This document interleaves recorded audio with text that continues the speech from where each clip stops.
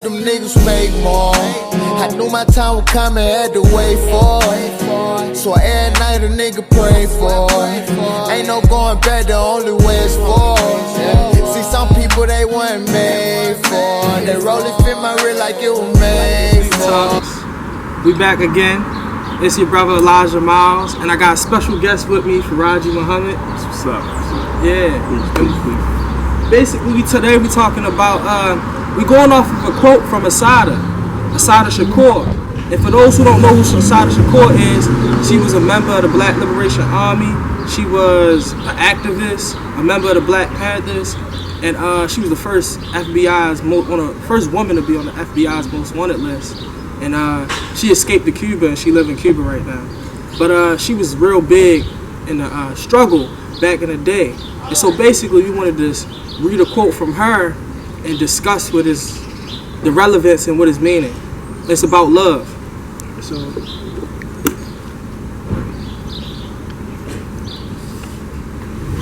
alright, so this is what she said.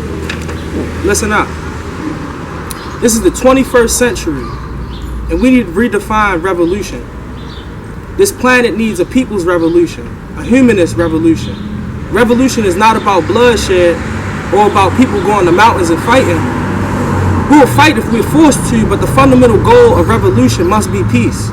We need a revolution of the mind. We need a revolution of the heart. We need a revolution of the spirit. The power of the people is stronger than any weapon. A people's revolution can't be stopped. We need to be weapons of mass construction, weapons of mass love. It's not just enough just to change the system. We need to change ourselves. We have got to make this world more user-friendly.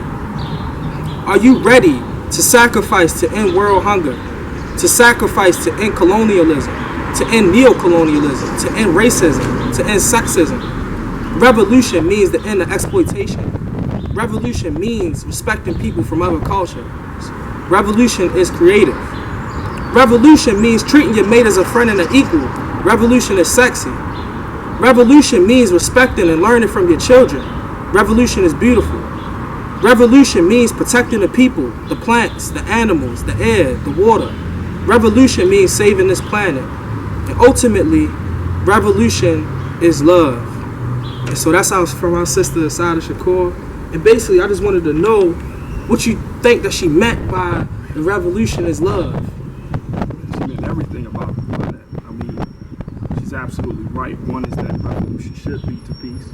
I mean, that's the ultimate goal for any type of conflict. There should be some, you want to get to a place where there's a peaceful state. That's right. But then more importantly, when she said revolution is love, I mean, we got to really look at what love is. Mm-hmm. And I'm not talking about just some silly, R&B style type love, like baby, I love you with all my heart and stuff. And then, I'm talking about that love where that biblical type of love. Mm-hmm. You feel me? Where it says God is love. Mm-hmm. And when he talks about God is love, he's talking about having a love that is driving, or it becomes the inspiration for him to create, to bring things into fruition. And so that's the type of love I'm talking about, because that's what we need for our community today. Yeah. We need a love where it's both a verb as well as a noun. A love that's going to allow us to fall in love and to be in a state of peace with one another. But then more importantly, we need a love, man, that's going to require us to go out and do something. To be critical about the condition that we find our people in our communities in. And that's what's missing from this whole conversation. I mean, a lot of times we try to act like what's going on with young people, it's just jobs, or, oh no, we need to improve the educational system. Oh no, we need better political leaders. Yeah, all of that is well and good. Right. But at the very, very root level, we hate ourselves. Mm-hmm. You feel me? Like, we really hate ourselves. And it's not because we were born that way. We were created and conditioned to think that way. Right. You know what I mean? We were brought into a world like that. Right. To hate ourselves, to hate our black skin. We were brought into a world where, there is white supremacy. Mm-hmm. Where there is black inferiority. Right. We were brought into the world to think that we're niggas. But right. God don't make niggas, man. Mm-hmm. God doesn't make niggas. He makes other gods. And white people made us niggas because of the treatment that they have bestowed upon us. But at the end of the day, look at how much damage that has caused the human being to go through. And I'm saying even for white people. Right. Because why? At the root of all of their unjust rule and all at the root of white supremacy, there is no freedom, no justice, and equality. So one of the things that the Honorable Elijah Muhammad brought up, he said, you want to know what love is? He said, love is freedom, justice, and equality. That's You feel deep. what I'm saying? That's So deep. when you talking about love, you talking about creating a state of mind and an environment which a person can grow, flourish, a person can really feel that they are valued. And that's what's missing today. That's what we need for the next generation. You want it, man. And just to add to that, I think I completely agree with him. That I think love is kind of missing from the equation. Is that it's a lot of selfishness going on. It's a lot of people just thinking about self, just thinking about what's going to benefit me, what's going to benefit my family. And I think, like he was talking about the culture, I think the culture of America is like an individualistic type of me culture. Yeah, brother, that's by design. I mean, the reality is, Brother Elijah, I mean, that's really by design, because as a people, we really weren't created to think by ourselves. The thought was always put into our mind for us to think as a whole. Right. You feel what I'm saying? But the American way of life can get you thinking just about you. Right. So, whether you go into a high school or college or something, it's everybody's talking about, yo, I'm trying to do me. Right. And it's like, do you? But see, we are part of a chain. Mm-hmm. You feel me? So like, okay, so you do you over here, I do me, I'm over here, she do her. Next thing you know, we're disjointed. That's right. You feel what I'm saying? So the problem becomes that if we all doing us, do you individually, so who's going to do us? Who's thinking about the interest of the whole? Mm-hmm. And that's the missing link. That is, you're saying that individualism, and that's absolutely correct, brother. Because at the end of the day, if we're not coming together, and I mean uniting really on solid principles, not because of money or because of status, or because of something material, right, or external, but really uniting because we love one another. Because I genuinely want to see you do better. Right. Genuinely want to see me being better.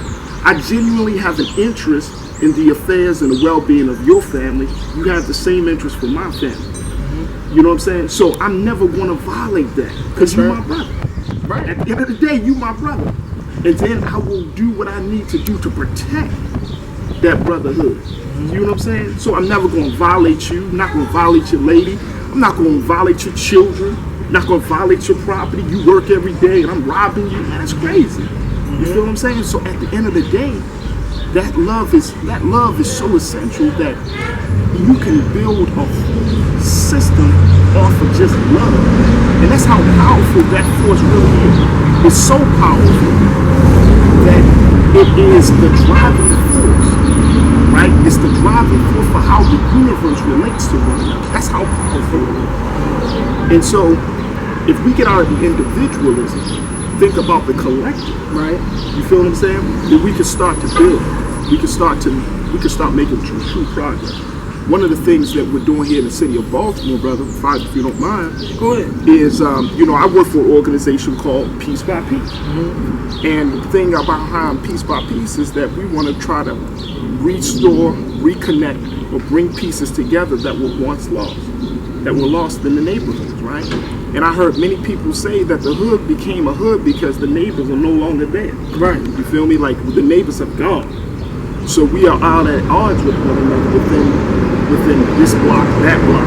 So we're no longer a neighborhood. But the work that we're striving to do is bringing organizers together, activists together, so that way we can critically think about ways that we can restore peace, justice, and unity in Baltimore, East Baltimore, West Baltimore. But see, one of the things, Brother Elijah, that we got to keep in mind that anytime we talk about serving, right, that's the first thing we have to check. All of us have to check ourselves. And question number one: do you love the people that you're serving? Mm-hmm. And if you can't honestly say, nah, but if it's, or if you gotta really think about it, you feel what I'm saying? Then you gotta do some more soul searching, because the trials of the people are so heavy that it's going to try you as an individual, and it's going to try you to determine whether you are serious about your service. Otherwise, if you're not serious, we see you fall to the wayside. Boom, you gone. Man, they gonna walk all over you. You feel what I'm saying? Yeah. And you know, black folks, man, we're beautiful and special people. Yeah. But man, we are tough people to serve. Right. But that's by design. Because we're God's people. So you think everybody should be celibate? You know, you would hope so, but I don't know if it's even, I don't know if it's possible, because we're such a hypersexual situation. Do you know what was on the cover of Time magazine? They had porn, the word porn, right? Because they went into this huge expose about the impact of porn and how many people are now exposed to porn in America. It got such an issue that the White House had a summit recently where they talked about this issue of porn. And one of the things they talked about was that by the age of 12, you know, if I'm not mistaken, that a 12-year-old boy is exposed to like 50 pornographic images a day. A day? Now, you might say, well, is he downloading it? Is he going to some website? Or look what's on Snapchat. Yeah. Look what's on Instagram. Look what's on Facebook. It's not that hard. It's not hard at all. You feel what I'm saying? It's not that far. It's not like they got, you know, some type of barrier. You got to put in password. Man, you can go on people's social media pages. All you got to do is scroll. You feel what I'm saying? So it gotten so bad that now the enemy has learned how to use the natural desire in an unnatural way. Right. And now it's like, man, we all have become exposed to it. All of us. Yeah. So that's why I said we gotta really make sure that our mind is right, because if you watching videos all day and a sister's shaking it fast and all that stuff, and this is what you watch. This is what your brain's consuming. And then you see a sister like yourself, covered up, dude coming up to you, his brain is not able to adjust. And this is the impact of porn. They say that your brain is not able to adjust from the fantasy to reality. The next thing you know, you can't even operate. You're not functioning. It's like a drug, as they say. Because now it takes you out of your own mindset and takes you out of reality. And so you thinking that every woman, you can't even see the fact she covered. You just see a woman and you just become so, you see her as a commodity rather than a human being. So when you're exposed to that very early on, we gotta deprogram young brothers. Yeah. From thinking that. Because if you go and ask the average little young brother, 10, 11 years old, what you think of girls, you know, ain't no more of like girls ew. It's like, yo. And I mean, you know, 10 years old, 11 years old, they looking at a 17, 18-year-old. Man, yeah, shorty fat. Like, what? Early. And the unfortunate part about it is that the sister looks at herself and say the best way for her to get a man is to put it out there. But then, look at the craziness. The irony of it is, I'm going to put it out there, but if a dude goes too far, then you're like, girl, he is a dog. Disrespectful. A dog is attracted to meat. You know what I'm saying? Yeah. So you just gotta be mindful of what you're putting on. Not saying that you shouldn't be able to just wear anything you want, but let's be real. This is 2016.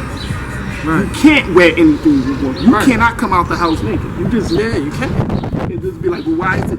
Yeah, ideally. But in a world like this, that's not possible. Yeah. That's not possible. Do you need to be wearing a sackcloth? You know what I mean? Potato sack, all of it? No. But you know how to cover yourself up in a way that you're presentable and respectful. Not on some. And I mean, and you know, and let's be real, man. I know sisters who have come out of that type of thinking into a new thinking. It's fun for a moment.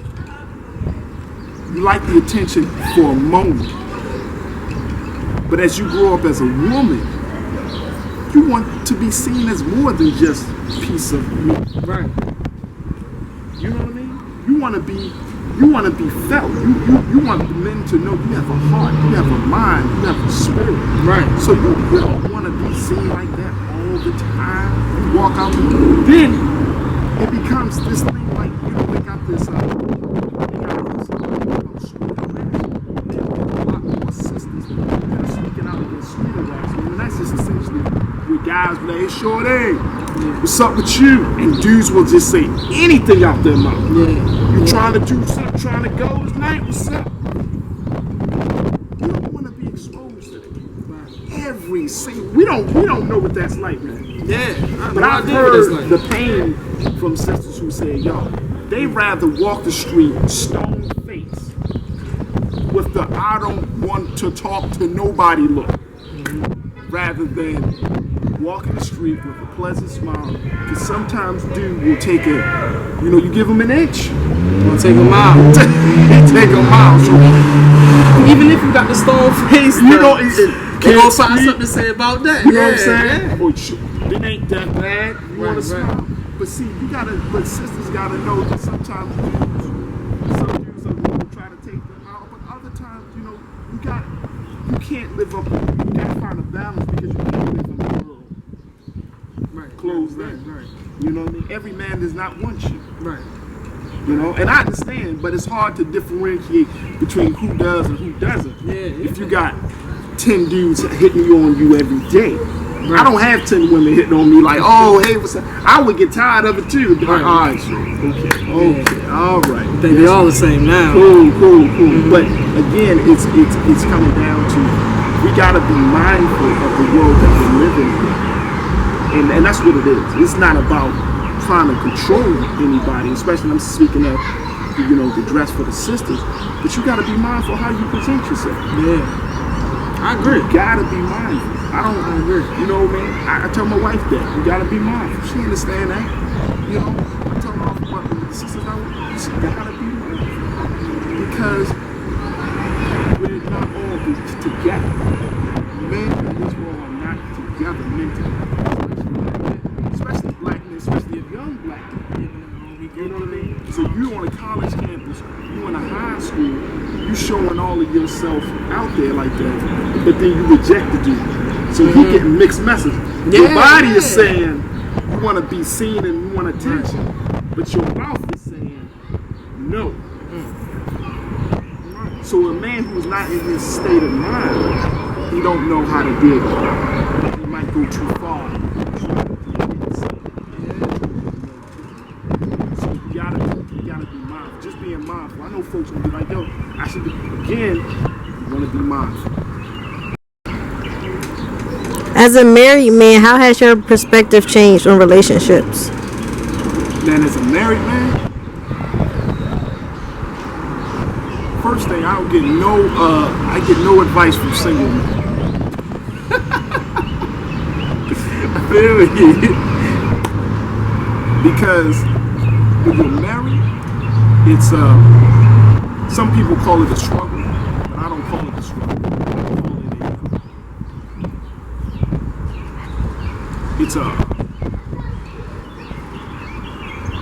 It's a striving. So every day you have the opportunity to strive to be a better husband. You know? And for me, I take pride in being able to say that I take care of my family. You know what I mean? I take pride in the fact that when I come home, my son actually wants to see me. Right. You know what I mean? My wife wants to see me. I take pride in being tired at the end of the day, staying at home, my family and my wife saying, you know, get a good, you know. I take pride in it. I love it. So, and then at the end of the day, for me, it provides balance. It provides a base. You know, when you out here and you're doing whatever type of endeavor you're embarked upon, you got to always be able to come back home to a base. Your home is your base. Your family becomes your base. They keep you grounded. They keep you focused. So that's what it is. But, you know, I'm always striving to be a better man. I'm always striving. Once you say that you've gotten to that point, or I got everything under control, that's when stuff starts to fall apart. So am I the greatest husband? I don't think so. I think I need to be, you know, I'm still a man in the process. But I think that my wife would rather have a man in the process than a man who's not even trying to make an effort. You know what I mean? Not even making an attempt. So for me, you know, it's more of it's being able to learn and understand it. You know, again, my wife has thoughts, she has heart. I have to recognize that, and I have to, you know, I see that as being valuable. I want her in it, you know. It's not the perfect relationship in the sense of get along all the time, man. But see, marriage is not about that. It's not emotion. Like you say you're in love, it's like every day you're just, hi honey, good morning. That means some days you're not gonna like your spouse. But it doesn't mean that you won't do right by your spouse in terms of your youth. I might have an argument with my wife, but does that mean that I don't pay the bill? That's crazy. Mm-hmm. That's how some dudes will think, you know what I mean? Like, bro, that's your duty. Mm-hmm. That's your responsibility. However y'all talked about it, you pay half or she pay half, whatever the situation arrangement is, you still gotta come through on that. You can't be like, I had an argument today with bumping, I'm gonna just let the water get turned on. No sir, no sir. Right. That's totally wrong. You know what I mean? You still got a responsibility. At the end of the day, you still gotta handle your responsibility. So, you know, marriage, man, and plus marriage keep you humble. Not having all that, my wife will tell me that makes no sense. And that's cool for me. Right. You know what I mean? That's fine. I'm willing to take that. And so that's what I said with the pride piece, man. You willing to take the hit. You know, okay, fine, you're right, man. Okay. She might say something to me that I'll be like, okay, I did, okay, let me take a walk. Let me go outside. But it's cool. You know what I'm saying? Because at the end of the day, I know she got her best interest for me and I got my best interest for her. So, you know, it's a lot into marriage. But it's a constant striving. You know, struggle sometimes kind of takes this hard knock, ball and chain type of mentality. It's a striving, man. You got to strive to be better. And so I've got much of admiration and respect for those who've done it for 20, 30, 40, 50 years. Our grandparents, you know, through the ups and downs. And trust me, when you're married, some stuff you just let go. It's not all that serious in the big scheme of things.